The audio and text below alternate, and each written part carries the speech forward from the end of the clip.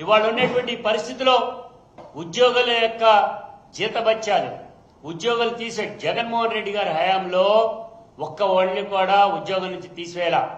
కానీ రాటు 2.5 లక్షల మందిని ఒకేసారి తోసవతలు పెట్టేశారు వాలంటీర్స్ ని.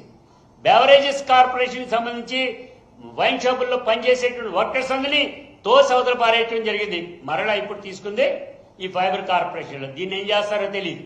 మూసేస్తారా, ఉన్నటువంటి వాళ్ళని ఇంటికి పంపిస్తారా, తెలియనటువంటి పద్ధతిలో వీళ్ళు తీసుకునేటువంటి నిర్ణయాలన్నీ ఉన్నాయి. ఇది సరైనటువంటి కాదన్నాం. అందుకే చెప్తున్నాం, ఇవాళ ఉన్నటువంటి ఈ పరిస్థితిలో చంద్రబాబు నాయుడు గారు ఇప్పటికైనా కానీ ఈ సంస్థని మెరుగుపరిచేటువంటి పద్ధతిలో ముందుకు తీసుకెళ్లేటువంటి పద్ధతిలో వెళ్లాలా. అవసరమైతే ఎక్స్పర్ట్స్ ని సంప్రదించాలి. అంతేగాని వీటన్నింటినీ కూడా నిర్వీర్యం చేద్దామని మీ కేసులు ఎత్తేసుకుంటానికి గాను ఈ సంస్థని మీ జేబు సంస్థలాగా వాడుకుంటే మాత్రం కుదిరే పరిస్థితి లేదు. ప్రజల నుంచి తిరుగుబాటు వస్తుంది. తస్మాత్ జాగ్రత్త అని కూడా తెలియజేస్తా ఉన్నా.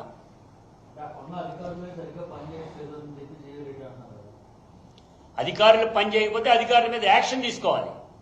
ఆ అధికారుల్ని ఇంటికి పంపించాలి. అంతేగాని సంస్థను నిర్వీర్యం చేయడానికి నెట్వర్క్లు పనిచేయట్లేదు. నెట్వర్క్లు కోటి కనెక్షన్ల వరకు తీసుకొచ్చామండి. 15 లక్షల కనెక్షన్ల వరకు ఇచ్చేటువంటి నాక్ విశాఖపట్నంలో ఉంటుంది. దానికి కోటి కనెక్షన్ల వరకు సెంట్రల్ గవర్నమెంట్ యొక్క దీంతో మనం తీసుకున్నాం. ప్రతి జిల్లాలో కూడా ర్యాక్లు ఏర్పాటు చేశాం, సిగ్నల్ త్రూ చేశాం. ఒక సిగ్నల్ వ్యవస్థని ఎక్కడ కట్టైనా రెండో పక్క నుంచి ఇమ్మీడియట్ గా 10 నిమిషాల్లో ఇచ్చేటువంటి పద్ధతి తీసుకున్నాం. దీన్ని ఇంకా అప్గ్రేడ్ చేసి నెట్ సిస్టమ్ అంటాం. నెట్ అంటే రింగ్ సిస్టము, నెట్ సిస్టమ్. దాన్ని మధ్యలో గీతలాగా గీసినట్టుగా ఎక్కడ కట్టైనా మరుక్షణంలో రెండో చోట నుంచి దీన్ని కనెక్ట్ చేస్తే వెంటనే సిగ్నల్ వస్తుంది. ఆ సిస్టమ్ డెవలప్ చేయి. నువ్వు చేయలా.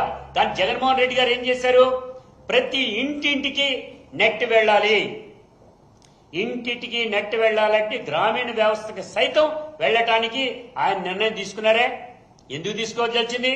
ఆ చివరి ప్రాంతంలో ఉండేటువంటి వాళ్ళు కూడా అదే కనుక ఫారిన్ నుంచో ఎక్కడి నుంచో బయటకు వస్తే ఆ విలేజ్ లో కూడా ఇంటర్నెట్ పార్క్ ఏర్పాటు చేయాలి. దానికి ఒక స్పెసిఫిక్ బిల్డింగ్ ఒకటి కట్టాలి. అది కూడా ఉచితంగా. జగన్మోహన్ రెడ్డి గారు ఇచ్చినటువంటి ఉచితంగా నెట్ ఉచితంగా ఇస్తామని, ఆ పార్కులు ఇస్తామని చెప్పారే. ఇవాళ ఎందుకు చేయలేకపోతున్నారు? అదే సిస్టమ్ ఉందే, అదే ఎంప్లాయీస్ ఉన్నారే, అదే లైన్ ఉందే, అదే 70 కిలోమీటర్ల ఇది ఉంది కదా, వైర్ ఉంది కదా. మీరు ఎందుకు చేయలేకపోతున్నారు అంటున్నాం. అందుకే చెప్తాం, ఇది నిర్వీర్యం చేయడం కరెక్ట్ కాదని చెప్తున్నాం. అందుకే